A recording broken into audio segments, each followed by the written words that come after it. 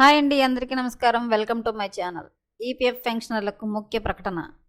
Pension నిలిపివేత latest update రావడం జరిగింది. So దానికి సంబంధించిన పూర్తి వివరం చెప్పడం కోసం అయితే నేను ఈ వీడియో చేస్తున్నాను. వీడియోని ఎక్కడ స్కిప్ చేయకుండా పూర్తిగా చూడండి. అప్పుడే నేను చెప్పే సమాచారం మీకు బాగా అర్థమవుతుంది.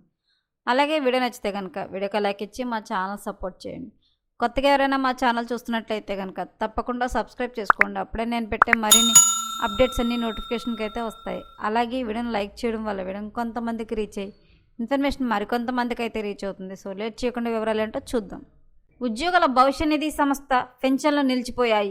చిన్న మొత్తంలో ప్రతి నెల 27న బ్యాంక్ ఖాతాల ద్వారా అందుకునే వారికి జూలై నెలాఖరైనా మంజూరు కాలేదు.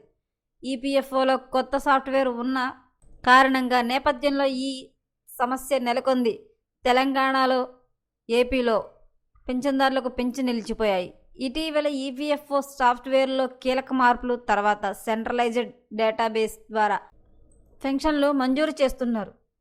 తెలుగు రాష్ట్రాలకు చెల్లింపు ప్రక్రియ స్లాట్ శుక్రవారం లభించింది. ఈ క్రమంలో శనివారం లేదా సోమవారం రోజున పెన్షన్లు మంజూరయ్యే అవకాశాలున్నట్లు ఈపీఎఫ్ఓ వర్గాలు వెల్లడించాయి. జూలై నెలకు మాత్రమే ఆలస్యమైందని, వచ్చే నెల నుంచి పూర్వ విధానంలో చెల్లింపులు ఉంటాయని వివరించాయి. ఈపీఎఫ్ఓ పెన్షనర్లకైతే కనుక ఈ నెల అయితే అమౌంట్ పడాల్సిందైతే కనుక ఒక 2 days లేట్గా పడుతుందని చెప్పి అయితే ప్రభుత్వం అయితే కీలక ప్రకటన అయితే చేసింది. సో మరిన్ని లేటెస్ట్ అప్డేట్ల కోసం మా ఛానల్ తప్పకుండా సబ్స్క్రైబ్ చేసుకోండి. Thanks for watching.